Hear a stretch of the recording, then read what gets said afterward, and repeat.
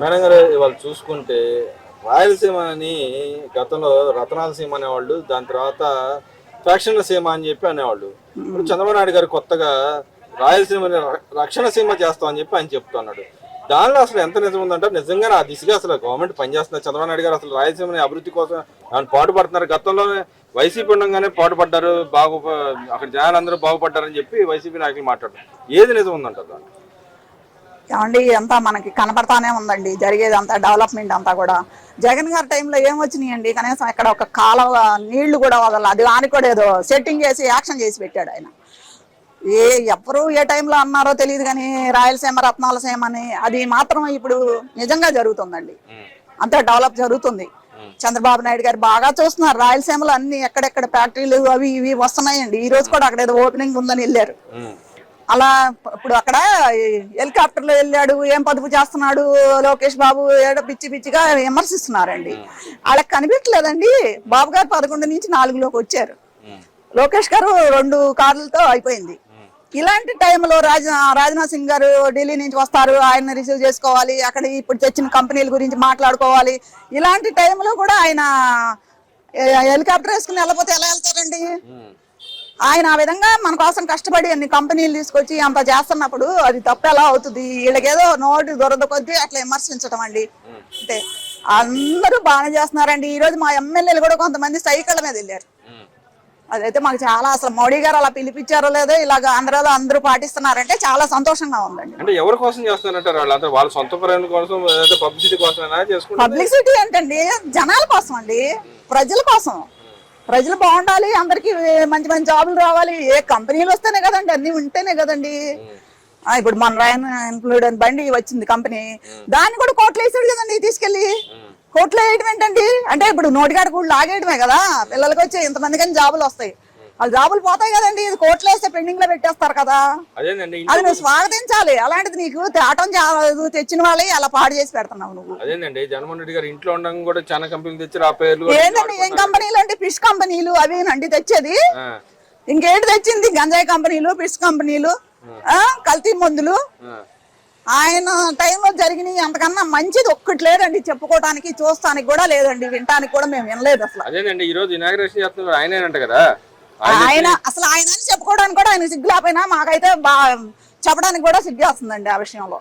అంటే నిజంగా మరి ఆ విధంగా చేస్తే ప్రజలు నమ్ముతారంటారు? అసలు ఎలా నమ్ముతారండి? ప్రజలు కనబడతలేదండి, ప్రజలు వింటున్నారు, చూస్తున్నారు కదండి. అందరికి ఫోన్లు ఉన్నాయి, ఈ రోజు అందరూ టీవీల్లో చూస్తున్నారు. ఈయన ఎంత పేటీఎం వాగుడు వాగినా కూడా ఎవరు నమ్మేవాళ్ళు అయితే లేరండి. అంత బాగుందండి కూటమి గవర్నమెంట్ లో, చక్కగా జరుగుతుంది. మాట్లాడుతూ ఉన్నాడు, ప్రజలకి చెప్పడం తప్పితే వీళ్ళు అమలు కావట్లేదు ఎక్కడ. వాళ్ళు చెప్పేది ప్రజల కోసం, ప్రజల్ని కష్టపడతానని చెప్పి చూస్తున్నారు తప్పితే సుఖపెడతానికి ఏడా చూడలేదు. వాళ్ళు ఆచరించేది లేదు కానీ పక్కనాడికి మాత్రం సూక్తులు చెబుతూ ఉంటారని చెప్పి మాట్లాడుతూ ఉన్నారు కదా. ఆయనకి ఇంకేం మాట్లాడతాడండి? మన దాకా దోసుకున్నాడు, రాసుకున్నాడు, రేషన్ బియ్యం అమ్ముకున్నాడు, అన్ని అయినాయి. ఇప్పుడు అవకాశం లేదు, ఇప్పుడు అమ్ముకుంటానికి అవ్వట్లేదు, అక్కడ పట్టుకుంటున్నారు. ఏదో వాళ్ళ మీద పడి చేయాలి కాబట్టి మాట్లాడుతున్నాడండి. మరి వాస్తవంగా ఇన్ని రోజులు మాట్లాడుతా ఇంత మాట్లాడినా కూడా ఎందుకని వాళ్ళ మీద చర్యలు తీసుకోకూడదు? ఇప్పుడు అబద్ధాన్ని నిజంగా మాట్లాడే వ్యక్తుల మీద ఎందుకు చర్యలు తీసుకోకూడదండి? కోర్టు కూడా చెప్తాను. అది మాత్రం గవర్నమెంట్ తప్పేనండి. ఇప్పటికైనా చంద్రబాబు నాయుడు గారు అలాంటి వాళ్ళని తీసుకెళ్లి ముందు బొక్కలో పడేస్తే, 4 ఇస్తే ఇవ్వాల్సిన వాళ్ళకి ఇంకోసారి ఇలాంటి మాటలు మాట్లాడకుండా ఉంటారండి. వాక్ స్వాతంత్రం ఉంది కాబట్టి మేము మాట్లాడుతాం, మా ఇష్టం రీతిలో మాట్లాడతాం. వాక్ స్వాతంత్రం ఎంతవరకు అంతవరకే ఉంటదండి. ఆ ఎదవ ఎలా మాట్లాడాడండి? ఆంధ్రాలో ఆడవాళ్ళు, తెలుగుదేశంలో ఎంతమంది ఆడవాళ్ళు పనిచేస్తారండి?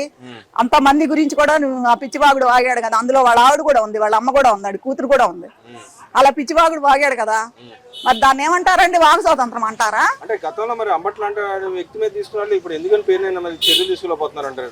తీసుకోలేకపోకపోవడం కదండి, ఆయన మంచితనం, అతి మంచితనం వల్ల జరుగుతుంది. తీసుకుంటారండి, టైం వస్తుంది దగ్గరికి. ఉందండి, ధైర్యం లేదని అనబాకండి, ధైర్యం ఉంది.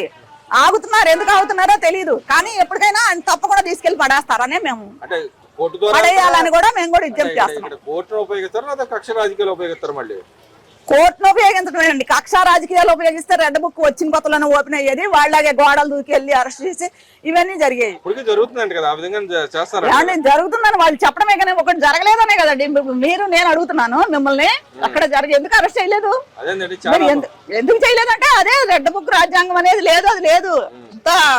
తన పని తాను చేసుకుని పోతుంది అన్న విధంలో నెమ్మదిగా ఉంటారు కాబట్టి చంద్రబాబు నాయుడు గారు అనే ఆయన. మరి ఈ రోజు ఏంది మీరు ఆ మాట అంటున్నారు కానీ లక్ష్మీభారత నాయకురాలు కూడా మాట్లాడుతుంది, చంపే రాజకీయాలు, కక్ష సాధించే రాజకీయాలు అని చంద్రబాబు నాయుడు దగ్గర ఉంది.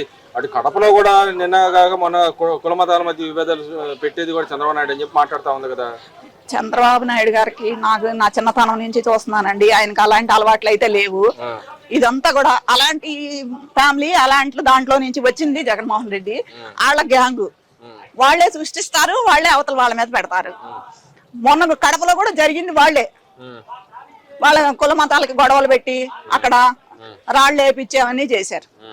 ఎవరికి తెలియదండి, అందరికీ తెలుసు. ప్రశాంతంగా ఉన్న రాష్ట్రాన్ని కూడా అల్లకొల్లోలం చేయడానికి ఇవన్నీ మంచి జరుగుతున్నాయి చూడలేక ఇలాంటివన్నీ చేస్తా ఉన్నారండి. అంటే నిన్నటిదాకా మరి పెద్ద దశగిరి వ్యవహారంలో కూడా చూసుకుంటే గవర్నమెంట్ చేసిందని చెప్పారు. కానీ వాస్తవాలు చూస్తే అన్న మరి వైసీపీ మాజీ జడ్పీ చైర్మన్ దాంట్లో దొరికిన పరిస్థితి. ఇప్పుడు కూడా వాళ్ళ నాయకుడు, వైసీపీ నాయకుడు ఎవరైతే వైఎస్ బామ్మర్ది ఉన్నాడో ఆయన చెబుతాడు, నా మీద నిరూపిస్తే నేను రాజకీయాల నుంచి సన్యాసం తీసుకుంటా అని చెప్పి సవాల్ విసుకున్నాడు కదా. మరి ఆ సవాల్ స్వీకరించే దమ్ము ధైర్యం పార్టీకి ఉందంటారా?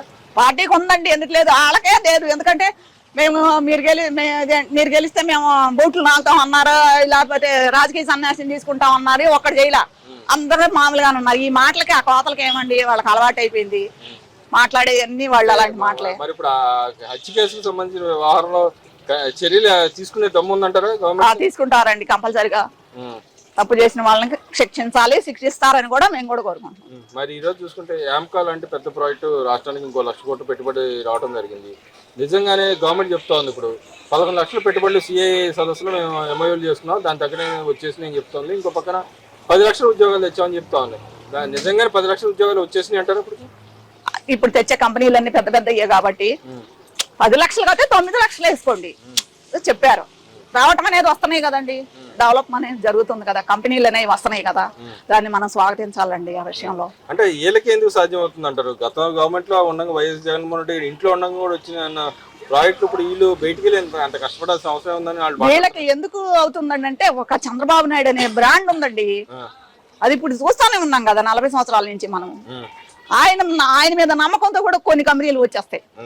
అదేనండి, జగన్మోహన్ రెడ్డికి ఫోటో పెట్టుకుంటేనే పక్క రాష్ట్రాల సీఎంలు అవుతుంటే ఇక్కడ ఆయన పేరు చెప్తేనే వచ్చేస్తాయని చెప్పి ఆయన ఫోటో పెట్టుకుని పక్క రాష్ట్రం సీఎం అయితే మన రాష్ట్రంలో కూడా ఆయన ఫోటోలు పెట్టుకుని 150 మంది 175 సిద్ధం సభలు పెట్టి మరీ తిరిగావు కదా. కనీసం మరి అప్పుడు 11లోకి ఎందుకు పడిపోయావు?